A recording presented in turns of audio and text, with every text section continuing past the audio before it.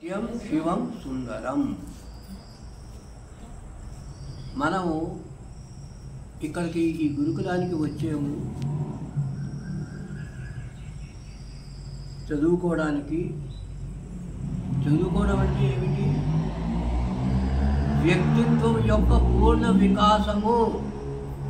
తెలుసుదా లేదా? చదువుకోవడం అంటే పుస్తకాలు కంటతా పెట్టించి పరీక్షల్లో పాస్ అయిపోయి సర్టిఫికెట్ పుచ్చుకోవడం కాదు. అర్థమైందా? ఆ సర్టిఫికెట్ ఆ కాగితం కేంటి పనికి వస్తుంది. నువ్వు ఏమిటి అయ్యేవు, నీలో ఏంటి మార్పు వచ్చింది, నువ్వు ఏమిటి నేర్చుకున్నావు. ఎడ్యుకేషన్ అనేది ఏమిటి? Development, complete development of the personality. వ్యక్తిత్వం యొక్క పూర్ణ వికాసము. అంటే శరీరం బాగుండాలి, మనస్సు బాగుండాలి. తెలిసిన కొంతమంది ఐఐటీలో జాయిన్ అయిపోతారు స్టూడెంట్స్, బాగా చదువుకుంటారు, బ్రిలియంట్ స్టూడెంట్స్, కానీ వాళ్ళు దాంతో కోప్ చేయలేకపోతే ఆత్మహత్య చేసుకుంటారు. చాలామంది అలా వింటూనే ఉంటారు పేపర్లో. ఎందుకు ఆత్మహత్య చేసుకుంటారు? కోచింగ్ సెంటర్స్లో ఆత్మహత్యలు అవుతాయి, ఐఐటీలో ఎందుకు అవుతాయి? అది ఇంపార్టెంట్.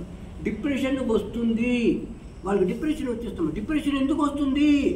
డిప్రెషన్ వస్తా అంటే ఉప్పు ఎక్కువ తింటే డిప్రెషన్ వస్తుంది. అది మాత్రం నోట్ చేసుకోండి. ఎవరు ఉప్పు ఎక్కువ తింటారో వాళ్ళు ఐఐటీలో బాగా చిన్నప్పుడంతా బాగా చదువుతారు, మెట్రిక్లో బాగా మార్కులు నేర్చుకున్నారు, ఇంటర్లో కూడా బాగా నేర్చుకున్నారు, ఐఐటీలో జాయిన్ అయిపోయారు ఇంటెలిజెన్స్ వల్ల. కానీ ఉప్పు ఎక్కువ వల్ల బుద్ధి మెల్లిమెల్లిగా తగ్గిపోయింది. డిప్రెషన్లోకి వెళ్తారు.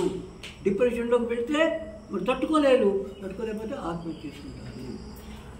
అందుకు పూర్ణ వ్యక్తిత్వం వికాసం అవ్వలేదు. అర్థమైందా లేదా? పూర్ణ వ్యక్తిత్వ వికాసం అంటే ఏమిటి? నీ శరీరము బాగుండాలి, మనసు ఇంకా బాగా పెరగాలి.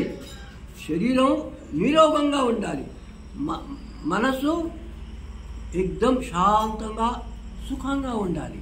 దాని తర్వాత వ్యక్తిత్వం అంటే ఏమిటి? ఇంటెలిజెన్స్ గ్రో అవ్వాలి. Your intelligence must grow. నీ మెమరీ పవర్ పెరగాలి. నువ్వు ఎలా పెరుగుతున్నావో నీ శరీరం పెరుగుతున్నదా? నీ శరీరంతో నీ ఆరోగ్యం పెరగాలి, నీ మనసు బాగా పెరగాలి, నువ్వు ఎక్కువ సుఖంగా ఉండాలి, ఎక్కువ శాంతంగా ఉండాలి, ఎక్కువ ఆనందంగా ఉండాలి. బాగా జ్ఞానం సంపాదించాలి. ఆ జ్ఞానం సంపాదించి వ్యక్తిత్వ పూర్ణ వికాసము చేసి దాన్ని అప్పుడు అందరికీ నేను బాగుపడతాను, అందరినీ బాగు చేస్తాను అనే భావనలో ఉండాలన్నమాట. స్వామి దయానంద్ గురించి మీ అందరికీ తెలుసును కదా? తెలుసునా? స్వామి దయానంద సరస్వతి అతని ఆదర్శాల ప్రకారమే ఈ గురుకులం స్థాపించారు. టంకారాలో జన్మించారు. దాని తర్వాత యోగాభ్యాసము చేసి జ్ఞానం అంతా పొంది ఆర్య సమాధిని స్థాపించారు. ఈ ఆర్య సమాజానికి ఎన్నో గురుకులాలు ఉన్నాయి. ఇవి గురుకులాలు ఎలాగా? వేదిక్ గురుకులం అంటారు. అంటే వేదాల ప్రకారము ఈ గురుకులాన్ని నడిపిస్తారు. వేదం అంటే ఏమిటి? జ్ఞానం, పూర్ణ జ్ఞానము. వేదం అంటే పూర్ణ జ్ఞానము. వేదాల్లో పూర్ణ జ్ఞానం అంతా ఉంది. ఋషులు మునులకి సృష్టి ఆది సమయంలో వాళ్ళు ధ్యానంలో కూర్చున్న ఋషులు అన్నమాట.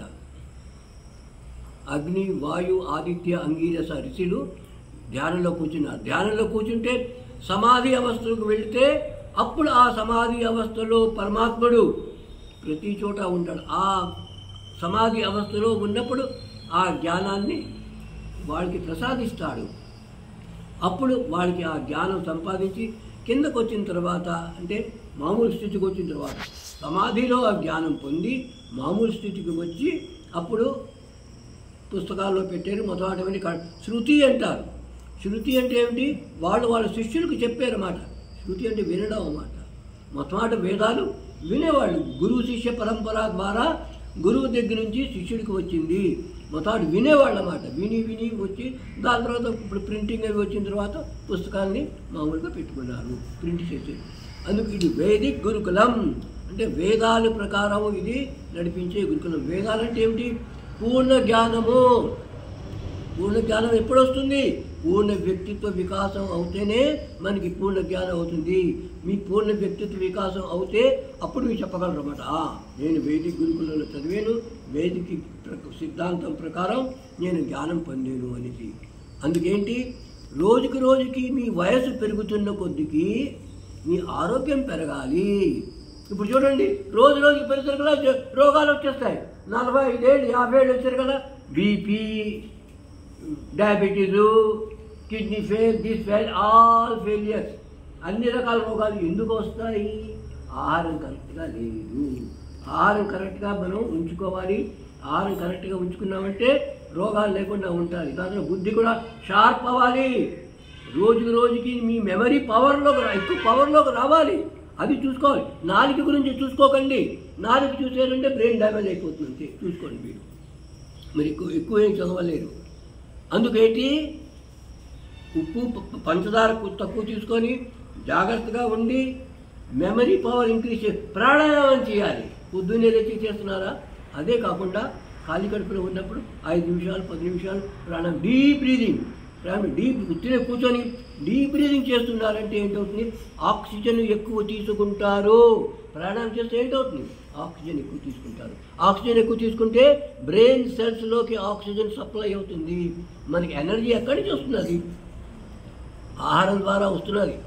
కానీ ఆక్సిజన్ ద్వారా కూడా ఆక్సిజన్ ఉంటేనే అది ఎనర్జీలో కన్వర్ట్ అవుతుంది. అది కాలుతుంది వాటి లోపల. మన భోజనం లోపల ఆక్సిజన్ తీసుకొని కాలుతుంది. కాల్చేసరికల్లా ఎనర్జీ తయారవుతుంది. అందుకు ఎనర్జీ ఉండాలి. ఆహారం ఎక్కువ తీసుకున్నావు, డీప్ బ్రీదింగ్ చేయలేదు, మెమరీ పవర్ డెవలప్ అవ్వదు. అందుకు డీప్ బ్రీదింగ్ అక్కడే కూర్చొని మా అమ్మగారు చెప్తారు. సరే, దాని తర్వాత మీరు మధ్య మధ్యలో డీప్ బ్రీదింగ్ చేసుకుంటూనే ఉండాలి. మన స్వరూపాన్ని గుర్తు చేసుకోవాలి. నేను జ్యోతి స్వరూపమైన ఆత్మని బొట్టు పెట్టుకున్నామంటే ఏమిటి? ఇక్కడ జ్యోతి వెలుగుతున్నది అన్నమాట. 24 గంటలు మీలో అఖండ జ్యోతి వెలుగుతున్నది. ఏ జ్యోతి? శాంతి, సుఖము, ఆనందము, ఐశ్వర్యము, శక్తి, ప్రకాశం యొక్క జ్యోతి వెలుగుతున్నది. ఆ జ్యోతి చూస్తూ ఉండు. డీప్ బ్రీదింగ్ చేస్తూ ఆ జ్యోతిని చూసేవంటే మెమరీ పవర్ డెవలప్ అవుతుంది. నీ మేధాశక్తి పెరుగుతుంది. నీలో ఉన్న శక్తులన్నీ డెవలప్ అయిపోతాయి. ఆక్సిజన్ ఎక్కువ సప్లై చేసేవనుకో, ఎక్కువ సప్లై చేస్తే బ్రెయిన్ మనం పూర్తిగా పనిచేయవు. తెలిసిందా లేదా? మామూలుగాను కొన్ని సెల్సే పనిచేస్తాయి. ఎంత ఎక్కువ పనిచేస్తే అంత బాగా బ్రెయిన్ డెవలప్ అవుతుంది. ఇప్పుడు ఐన్స్టీన్ ఉన్నాడు, ఎన్నో తెలివి చేశాడు. ఎలా కనిపెట్టాడు? బ్రెయిన్ సెల్స్ బాగా ఆక్సిజన్ తీసుకున్నాయి, డెవలప్ చేసాయి. అదే యోగులు, ఋషులు ఏం చేసేవారు? డీప్ బ్రీదింగ్ చేస్తారన్నమాట. డీప్ బ్రీదింగ్ చేశారంటే ఎక్కువ ఆక్సిజన్ తీసుకొని బ్రెయిన్ సెల్స్ పడుకొని ఉంటాయి. మామూలుగా పడుకొని ఉన్నాయి, వాటిని లేపేస్తాయి అన్నమాట. లేపేసరికల్లా పవర్ డెవలప్ అవుతుంది. అన్ని పవర్స్ అన్ని డెవలప్ అవుతాయి అన్నమాట. అందుకు ప్రాణాయామం చేస్తూ ఉండాలి.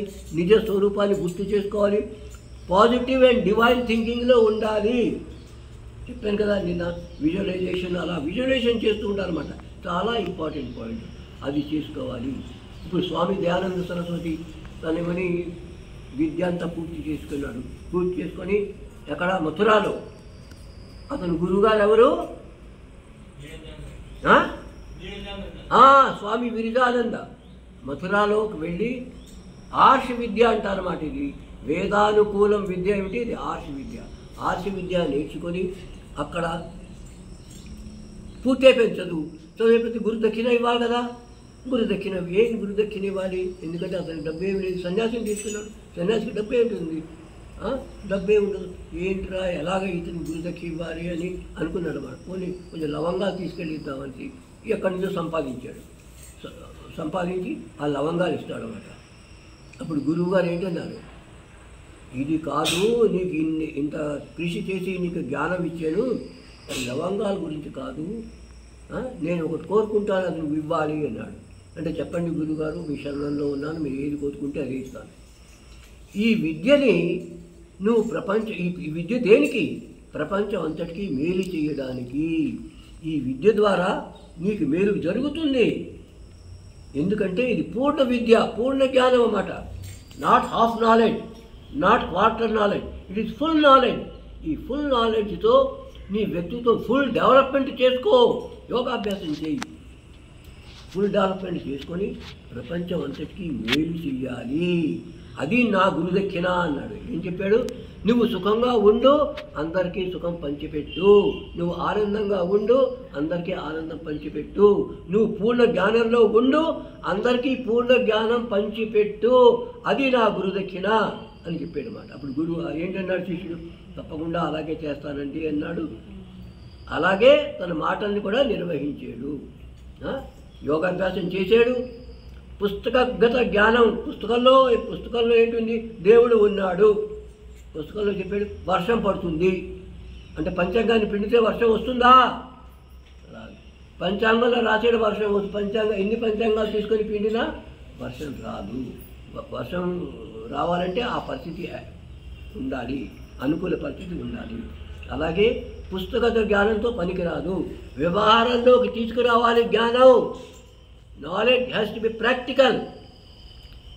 పుస్తకగత విద్య ఏం చేస్తుంది? రైట్ అండర్స్టాండింగ్ మీకు ఇస్తుంది. రైట్ అండర్స్టాండింగ్, కరెక్ట్ జ్ఞానం. కరెక్ట్ జ్ఞానం ఉంటే ఏంటి వస్తుంది? అల్గారిథం అంటారు దీన్నేను. What is that algorithm? Algorithm అంటే ఫార్ములా. జీవనంలో ఈ నేర్చుకునే ఫార్ములా మీరు నోట్ చేసుకోవాలి. రైట్ అండర్స్టాండింగ్, కరెక్ట్ నాలెడ్జ్ ఉంటే ఏంటి వస్తుంది? Correct action.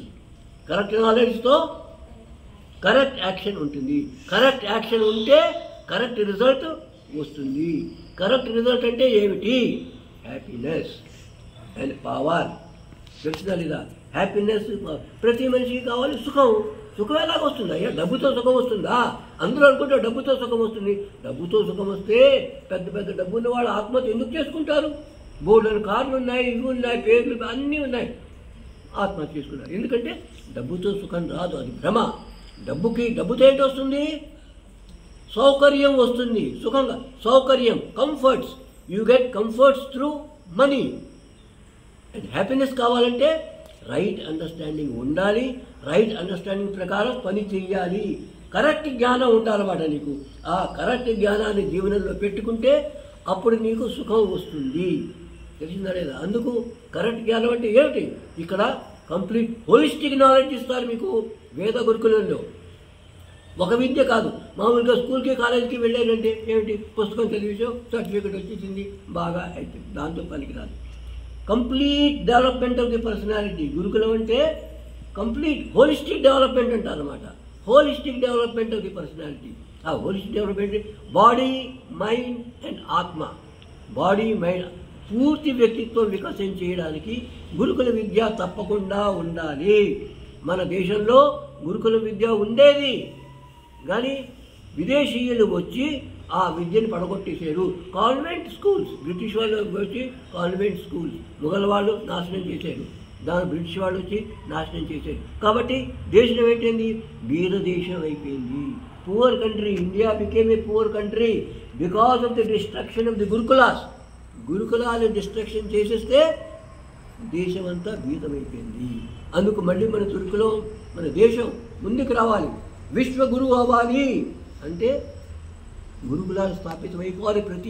ప్రతి గ్రామంలో నేను holistic development of the personality ఉండాలి.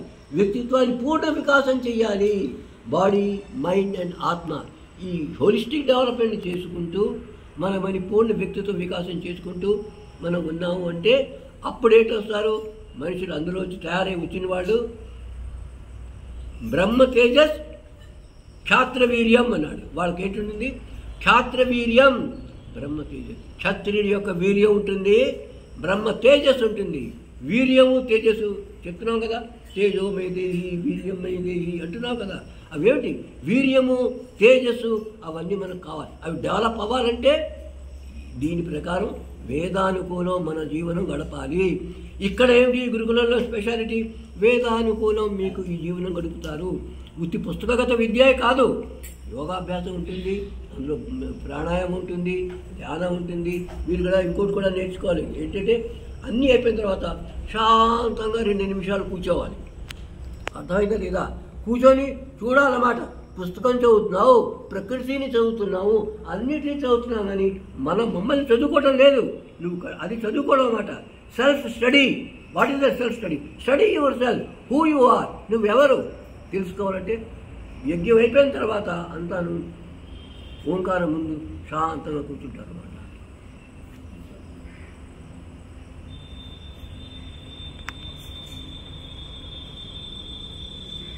మన బుర్ర ఆగిపోవాలి, అర్థమైందా లేదా? బుర్ర ఆగిపోతుంది, ఆలోచనలు ఆగిపోతాయి. అప్పుడు నువ్వెవరో నువ్వు తెలుసుకుంటావు. అది ప్రతిరోజు అభ్యాసం చేయాలి. వింటున్నారు లేదా? అప్పుడే బాయ్ ఒక చేయి మీద ఎందుకు చేపెట్టావు, వదులు, అలా పైపు పెట్టకు. ఇప్పుడేంటే తిన్నగా కూర్చో, ఇలాగ ఎందుకు ఆడుతావు? 5 నిమిషాలు కూర్చోలేవా? స్థిరంగా కూర్చోడానికి అభ్యాసం చేయాలన్నమాట. యోగాభ్యాసం అంటే స్థిరంగా కూర్చోవాలన్నమాట. వీళ్ళందరూ కూర్చున్నారు చూడు, ఇంతమంది కూర్చున్నారు, నువ్వు ఇలాగ ఆడుతున్నావు. అలా స్థిరంగా కూర్చోడానికి శాంతంగా కూర్చో. నువ్వు నీ స్టడీ చేయి, స్టడీ యువర్ సెల్ఫ్. ఇక్కడే కాదు, ఇంట్లో కూర్చున్నప్పుడు, రూమ్లో కూర్చున్నప్పుడు స్టడీ యువర్ సెల్ఫ్. స్టడీ నువ్వు స్టడీ చేసుకున్నావు అంటే బోల్డెన్ జ్ఞానం వస్తుంది. పుస్తకత జ్ఞానం ఎక్కువ పనికిరాదు. అవేంటి తిండికే దానికి.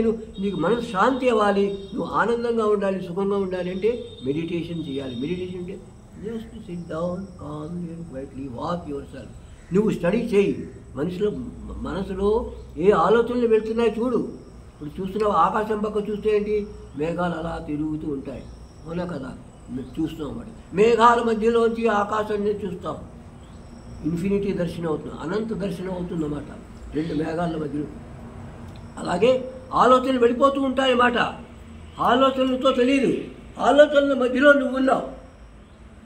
2 మేఘాల్లోంచి లోపల ఎలా చూస్తున్నావు, ఆకాశం ఎలాగో empty space. See the empty space that is within you. Thoughts అంటే మేఘాలు అన్నమాట, వచ్చి వెళ్ళిపోతున్నాయి. ఎస్, అబ్జర్వ్, చూడండి, శాంతంగా చూసుకొని. ఆ ఆలోచనల మధ్యన గ్యాప్ ఉంటుందన్నమాట. ఆ గ్యాప్ని చూడండి, మనసు శాంతంగా అయిపోతుందన్నమాట. Study your self. నువ్వు జ్యోతి స్వరూపివి, ఆనంద స్వరూపివి, ఆత్మవి. అది తెలుసుకోవాలి అంటే అలా శాంతంగా కూర్చోవాలన్నమాట. అర్థమైందా లేదా? అందుకు holistic development of the personality ఇక్కడ అవుతుంది. చదువు, హెల్త్ బాగుండాలి, మనసు కూడా బాగా డెవలప్ అవ్వాలి, మెమరీ పవర్ డెవలప్ అవ్వాలి, స్పిరిచువల్ గ్రోత్ అవ్వాలి, నువ్వెవరో నువ్వు తెలుసుకోవాలి. అర్థమైందా లేదా? ఇదంతా దీని అంటే ఏంటంటారు, హోలిస్టిక్ డెవలప్మెంట్, కంప్లీట్ పూర్ణ వ్యక్తిత్వ వికాసము. అది వైదిక గురుకులంలోనే ఇస్తారు, ఇంకో చోట మీకు దొరకదు. ఇంకో చోట పుస్తకాలు చదవండి, సర్టిఫికెట్ దొరికిపోతుంది, కాగితం ముక్క దొరుకుతుంది. అర్థమైందా లేదా? అలాగా వైదిక గురుకులం అంటే ఇది దీని యొక్క ప్రచారం కూడా చేయాలన్నమాట. ఇది మంచి గురుకులము, అందరూ వచ్చి ఇక్కడ జాయిన్ కావాలి. హోలిస్టిక్ డెవలప్మెంట్ వాళ్ళు చేసుకోవాలి. అందరూ మనం సుఖంగా ఉంటాము, అందరినీ సుఖ పెడతామని భావనలో ఉండాలి. ఓం శాంతి, ఓం శాంతి, ఓం శాంతి. అందరూ